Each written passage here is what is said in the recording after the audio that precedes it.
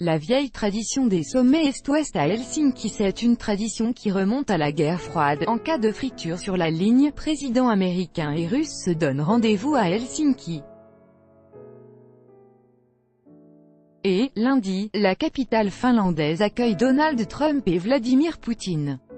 Il s'agit du 4e sommet de cette nature tenu dans la capitale finlandaise depuis plus de 4 décennies, après ceux de Gerald Ford et Leonid Brejnev en 1975, George Bush et Mikhail Gorbatchev en 1990, Bill Clinton et Boris Yeltsin en 1997. Pour Trump et Poutine, la situation est très différente. L'URSS appartient à l'histoire, Donald Trump s'aliène les alliés européens de Yalta, la Russie est à couteau tiré avec les Occidentaux, la Finlande n'a jamais été aussi proche des États-Unis et de l'OTAN.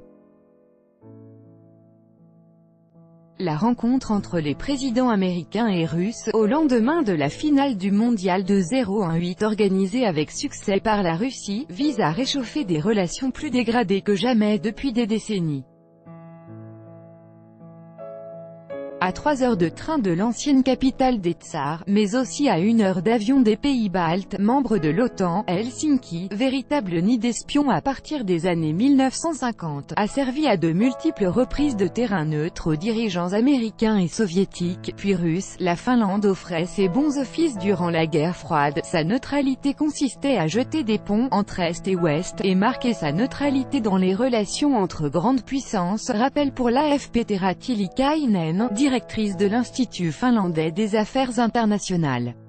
C'est à Helsinki que sont signés, le 1er août 1975, les accords du même nom, réputés avoir contribué à la chute du rideau de fer et paraphés par Gerald R. Ford et Leonid Brejnev.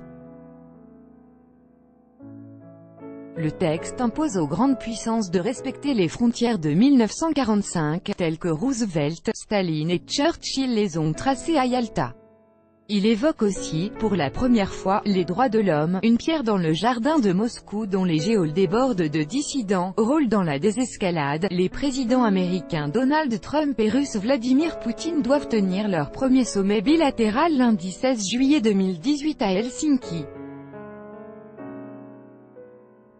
Copyright Sputnik, Michael KLIMENTYEV. En 1990, un an avant la chute du bloc soviétique, la Finlande organise le dernier sommet URSS, États-Unis de l'ère soviétique, avec le président George Bush et son homologue Mikhail Gorbatchev. La Finlande s'est toujours affirmée comme refusant la logique des blocs et elle a joué un grand rôle dans la désescalade, confie une source diplomatique à l'AFP. La dernière grande rencontre entre un président russe et un président américain à Helsinki qui a eu lieu en 1997, avec Bill Clinton et Boris Yeltsin.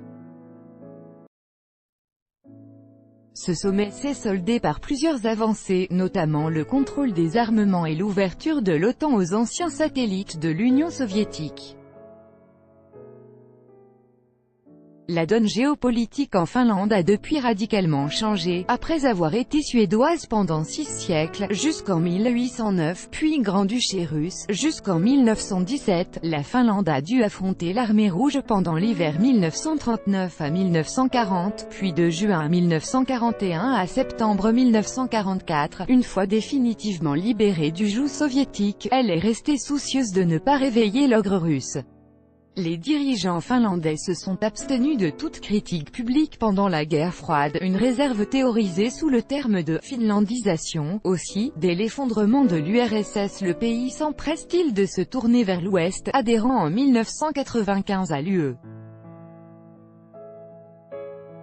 Il ne va pas jusqu'à rejoindre l'OTAN, mais intègre son partenariat pour la paix en 1994. Un livre blanc publié fin 2017 par le gouvernement souligne le statut spécial de la coopération de défense bilatérale avec la Suède, et le rôle important des États-Unis comme partenaire de la Finlande, dans un contexte d'activités et de tensions militaires accrues dans la région de la mer Baltique. Pour autant, pas question de couper les ponts avec son puissant voisin, avec qui la Finlande partage 1340 km de frontières, et 5e partenaire commercial, la Finlande entretient d'assez bonnes relations avec les Russes actuellement. Elle entretient également des relations étroites avec les États-Unis, beaucoup plus proches que par le passé, indique Johanna Onnelwomas, directeur du Centre d'études européennes à l'Université d'Helsinki. Tout droit de reproduction et de représentation réservé. Copyright 2018, Agence France Presse.